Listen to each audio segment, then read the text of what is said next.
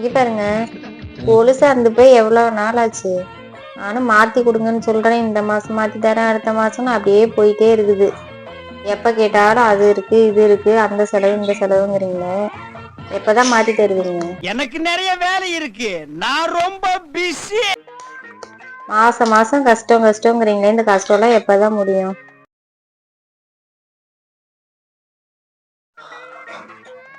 எப்பதான் மாத்தி கொடுப்பீங்க? முடிஞ்சிடும் இன்னும் ஒரு 5 நாள்ல எல்லாம். 5 நாள்ல முடிஞ்சிருமா? ஆமா. மாத்தி கொடுத்துருவீங்களா? வருஷம் முடிஞ்சிரும்னு சொன்னேன்.